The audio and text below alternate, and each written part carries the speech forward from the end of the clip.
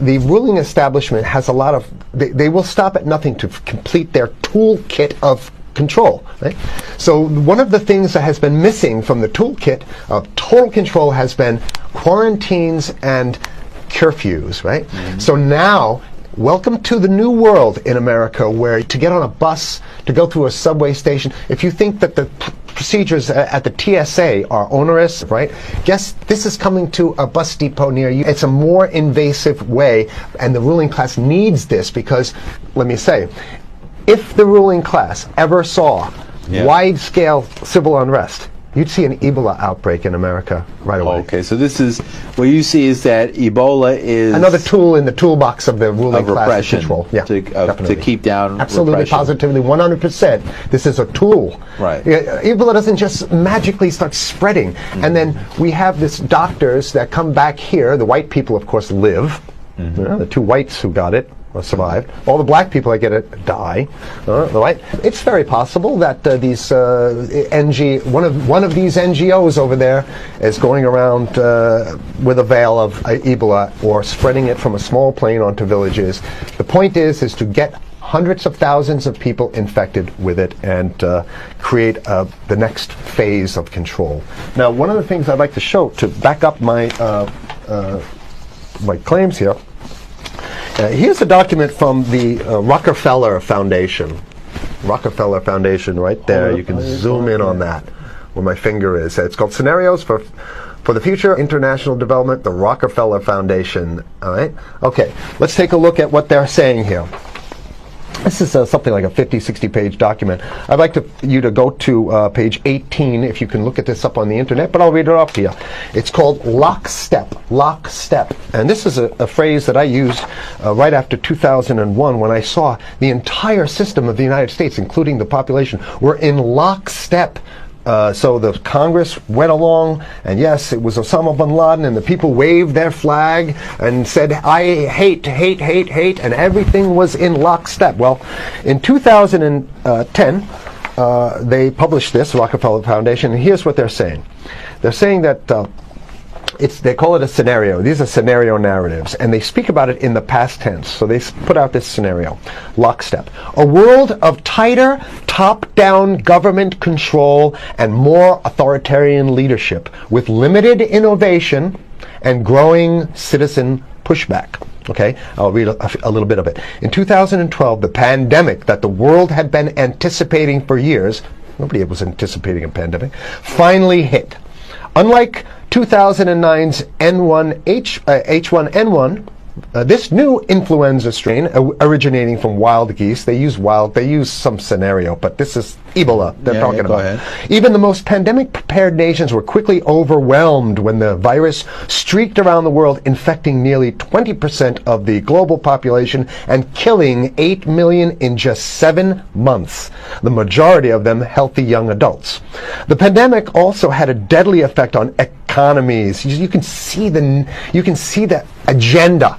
Just naked, raw, naked control agenda written down, and it's anybody's guess how this becomes effectuated in real life. So whether this is written specifically as marching orders or whether people take it upon themselves in the intelligence networks to say, okay, well, this has been produced, so this is the plan here. But these narratives have to be written in advance because the intelligence agencies don't know how to do these narratives. They need help. So these think tanks, they come up with these like Rand Corporation, Rockefeller Foundation. These are think tanks of death. They're not the think tanks, they're not there to find great ways to help people. Right? Okay, the pandemic also had a deadly effect on economics. International mobility of both people and goods screeched to a halt. Right? Which is what they want. They want a completely isolated world, right? Debilitating industries like tourism and breaking global supply chains. Well, of course they want tourism stopped because they're not in the tourism business, and they want you at home in your house in front of the TV. Then they got you because once you watch the TV, they own your soul. Even locally. Wait a second, we're on television. I mean commercial television, let's say. National. Even locally, normally bustling shops and offices sat empty for months. Okay, so I love how they talk about it in the past tense in 2010. Right? The pandemic blanketed the planet, though disproportionate numbers in Africa died. Southeast Asia and Central America, where the virus spread like wildfire. It sounds like the opening monologue of a disaster movie, right? Exactly. Now listen to, here's the good stuff now. But even in developed countries, containment was a challenge. Now here's this one. I love this one. The United States' initial policy of strongly discouraging, in quotation marks, strongly discouraging citizens from flying proved deadly in its leniency. So they're saying, that... No, keep going. Okay, read it. Proved deadly in its leniency. So they should have been tougher, right? Accelerating the spread of the virus, not just within the United States, but across borders. However, a few countries did fare better. China in particular. The Chinese government's quick imposition and enforcement of mandatory quarantine for all citizens, as well as its instant and near hermetic sealing off of all borders, saved millions of lives, stopping the spread of virus far earlier than in other countries. So the message is here is we have to look towards the Chinese, the oppressive totalitarian Chinese regime as an example of what we need to be doing here. And of course, the ruling class here loves the Chinese regime because they have demonstrated to the ruling class the most efficient form of capitalism, which is authoritarian capitalism. So we have capitalism, but unfortunately we have this veil. I get it. We have this veil of democracy. This is very interesting. This is continue on. Okay. China's government was not the only one that took extreme measures to protect its citizens from risk and exposure. During the pandemic, national leaders around the world flexed their muscles, flexed their authority, and imposed airtight rules and restrictions. You can see the agenda. Go. Okay. From the mandatory wearing of face masks to body temperature checks at the entries to communal spaces like that's what's happening right now. Yeah, but soon it's going to be like body. It'll be at the subway. Yeah, well, is that what you're saying? We'll be going through this in the subway to get on the buses and the subway, absolutely, things like that. And what this means though is don't think about having a cigarette, a joint on you, or basically you can't. This is a dragnet for everything. So if in order for you in other words, just like with stop and frisk, this is ultimate stop and frisk. This is the ultimate cavity stop and frisk, cavity search kind of thing. All right, so during the pandemic, national leaders around the world flexed their authority. Now there's some good stuff. Listen to this.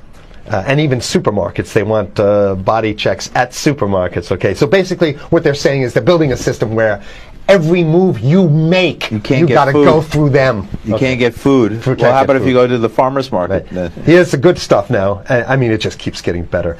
Even after the pandemic faded, this more authoritarian control and oversight of citizens and their activities stuck.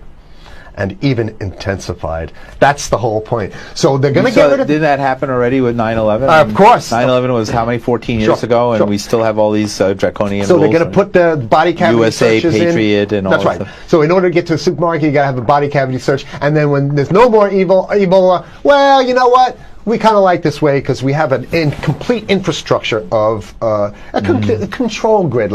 In order to protect themselves from the spread of increasingly global problems, from pandemics and national terrorism to environmental crisis and rising poverty, leaders around the world took a firmer grip on power. Well, what the hell would rising poverty have anything to do with imposing strict citizen controls with face masks? So they're very sloppy stuff here. At first, the notion of a more controlled world gained wide acceptance and approval. I'm sorry. Nobody likes this stuff. They're just saying it. I have to provide analysis. We only have 5 minutes left, so that's oh my God, okay. Citizens willingly gave up some of their sovereignty and their privacy to more paternalistic states in exchange for greater safety and stability. I mean, that's just a complete naked contradiction to the famous saying that if you think you're going to give up a little bit of security, I mean, if you're going to give up your freedom for security, you're going to get neither. That's the long-standing thing. And here what they're doing is they're not even ashamed or embarrassed to absolutely say the exact opposite. They're saying, yes, we all want to give up our privacy and sovereignty for more stability and security and stability. So you don't get that. When you give it up like that, you get the shaft. Can you show us the cover again of what you were just reading? One more time, and then I have two more documents. Right, this is what we were reading here, and just zoom in a little bit so folks can see it. He'll zoom in, don't worry, you can relax. All right. And scenarios for the future of technology and international development. Okay, now I have two more documents. Keep it zoomed. We have the National Security Memorandum of December 10th, 1974. This is Henry Kissinger's brainchild. The National Security Memorandum number 200. You can look that up on your internet. I'll summarize it. He says that there's too many people, we got to get rid of the population. So to answer your question. Oh, from earlier. Yeah, he says, he used the word depopulation, which is different. Depopulation means killing people that already exist, and it's to get the minerals, because we need the minerals. And here's another one. The CDC has a patent on Ebola. They patented it. Now, right. So basically, if you want to get a cure for your Ebola, you got to go. It says it right up here, right? It says human Ebola virus species and compositions and methods thereof, and it's a patent. It's a patent. They patented the main strain plus something like 17 other strains of it. So they own it now, and I don't know how exactly you can own that, but apparently they've done the same thing. Yeah, I didn't think you could own a natural. Yeah, you can. I guess the main thing to finish off this show is this: that they want to get more control, more and it's going to be curfews and quarantines. So what I'm saying is that unless the American people start to get some new way to revolt, a new way to organize, new way to protest, unless we can break through the apathy, because that's what we have here, then it's going to be a slave state here. The ruling class doesn't seem to have too much resistance. They're getting everything on their Christmas shopping list, and they've been wanting quarantines and curfews for a long time. Now they got it.